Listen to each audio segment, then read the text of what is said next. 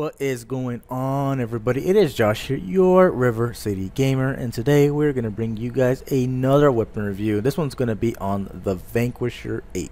Now, the Vanquisher VIII is an auto rifle available for purchase at the tower from the New Monarchy faction vendor. I believe his name is Hideo, for 150 crucible marks and 1 crucible recommendation or commendation. You must also be at New Monarchy rank 3 or higher and have the Dark Below DLC in order to purchase it. Now let's take a closer look at the weapon to see what we're potentially buying. Alright, the rifle is kinetic and maxes out at 331. The base stats are as follow: rate of fire 77, impact 28, range 32, stability 54, reload 72, and a magazine size of 22. The Vanquisher has the highest base impact of all the auto rifles available for purchase at the tower. Its rate of fire and stability aren't too shabby either. The only downside to this auto rifle is the okay range and the incredibly low clip size of 22. For the gun with decent rate of fire, you'd think they could have bumped it up to about 28 or higher, but like the previous gun I recently reviewed, the Badger CCL, its bonus upgrades help diminish its lesser qualities. As always, let's go over the sights first.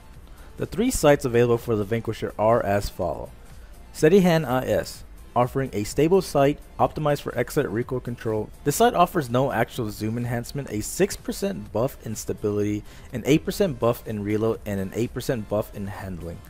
Aesthetically, they're great. It's plain old iron sights without penalty to the weapon itself. I like this sight, and in my opinion, it's probably the easiest sight to land headshots. Definitely not a bad pick for the Vanquisher. Next is the Red Dot ORS-1, offering a precision sight, highest zoom in class, and an enhanced range. The zoom enhancer for this sight is 0.4, which is a 40% buff. The sight itself grants a buff in range by 8% and a 6% buff in stability. Now this is my go-to sight for the Vanquisher. It's not too obstructing, and I like the buff in range considering the Vanquisher's range isn't anything to write home about. If you want a bit of range and stability without any penalty to the gun, this is the sight for you. Last is the Range Lens RLS-3. Offering a mid-range scope, good effective range and recoil control, heavy and slow. This sight offers a whopping 60% zoom enhancement, an 8% buff in range, a 3% buff in stability, but a 2% minus 2% penalty to reload, and a minus 7% penalty to weapon handling. The reticule is nice, making it easier to line up headshots. This is by far the best sight if you're looking to maximize the Vanquisher's range, but the penalty to reload and weapon handling can be a little bit off-putting. In all honesty, I couldn't get a good control over the recoil, so I decided to pass on this sight. All of the sights are great and definitely viable in their own right. Choose whichever sight fits your playstyle best. The first of 2 bonus upgrades is Spray and Play, offering a 50% buff in reload speed when the magazine is empty. Spray and Play is a decent perk when considering the low clip size. You'll find this perk being very helpful considering its high rate of fire and other bonus upgrade, which we'll cover shortly. In the second column upgrade, it has high caliber rounds, oversized rounds built to stagger targets and leave them reeling. Their mass makes a weapon harder to handle. Overall, this perk increases the amount an enemy or player flinches when shot. In PvE, it's best used when the angry modifier is not active, as it prevents flinching all around. In PvP, it can help nab a kill against an opposing player by causing their gun to jump around uncontrollably. Fitted stock, increasing the overall weapon stability by 25% without penalty. Alright, now in this footage we're about to see the Vanquisher VIII without fitted stock, and I'm going to start fighting right now. As you can see, it kind of like pulls you up a little bit to the top, and the recoil is just not that great. But then we're going to go ahead and switch right now to fitted stock, and I will show you what it's like with it. You see, it's a little bit more tighter, a little bit more controlled, and I don't know, to me it's a bigger improvement. Although it's not really necessary, I think it's as much an improvement. Auto rifles with a high rate of fire like the Vanquisher love any buff to stability. They go together like peanut butter and jelly. This is my favorite perk to run in both PvP and PvE. Single point sling, offering a bonus speed of 50% while switching between weapons and a 10% in or out of aim down sights, otherwise known as ADS. Single point sling is a great perk to run if you're more of a speed freak. The stability and the impact on the Vanquisher are already decent, so if those aren't an issue for you, then this would definitely be the perk for you, especially in PvP where you'll see the most benefit. The second of the 2 bonus upgrades is Glass Half Full. Glass Half Full gives a scaling damage bonus that increases to a 6% damage bonus at the bottom of the magazine. Combine this perk with a low clip clip size of 22 and a speedy reload when empty, and you get an efficient auto rifle capable of dishing out massive damage very quickly. While a measly 22 rounds in the magazine might be initially off-putting, the 2 bonus upgrades are great incentives to burn the clip fully. The only time I can see both of these perks being an issue is if you're a big reload whore and prefer to reload whenever you possibly can. And if that's the case, then this auto rifle may not be the gun for you. Let's talk about how it fares in PvE. I'll admit, the Vanquisher's impact doesn't make the impression I thought it would. Don't get me wrong, the auto rifle is great in PvE, eating shields quickly and easily taking headshots, but it just felt shy of being incredible. I don't know why. I haven't regretted maxing it out to 331, and I know I'll continue using it for PvE. Maybe eventually I'll find out what it's lacking, but for now, I don't know what it is. So for PvE, I prefer to run the red dot ORS1 because I like the slight buff in range and stability without any penalty. And because I'm a big stability whore, I prefer to run fitted stock for that extra 25% buff.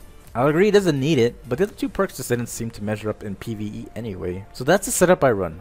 Red dot ORS1 and fitted stock. Overall, I like using this gun in PvE. It's fun and effective simultaneously, possessing the highest impact amongst all the auto rifles available to tower. This was easily the best pick for me, and in my opinion, it was definitely more effective in PvE than for anything. I'm giving the Vanquisher a rating of 4 out of 5 for PvE. Like I said before, there's something about this auto rifle that leaves it lacking, but overall, it does the job very well. I would definitely recommend the Vanquisher to any player looking to upgrade their old auto rifle. So in PvP, I found the Vanquisher's utility to be higher than it was in PvE. I primarily use auto rifles and hand cannons in PvP, so naturally the Vanquisher was easy to handle to me. It performed marvelously, landing headshots was easy, and towards the end of the clip, the opponents just didn't seem to stand a chance. I couldn't ask for a better legendary auto rifle, and that's what makes it such a great addition to any PvP arsenal.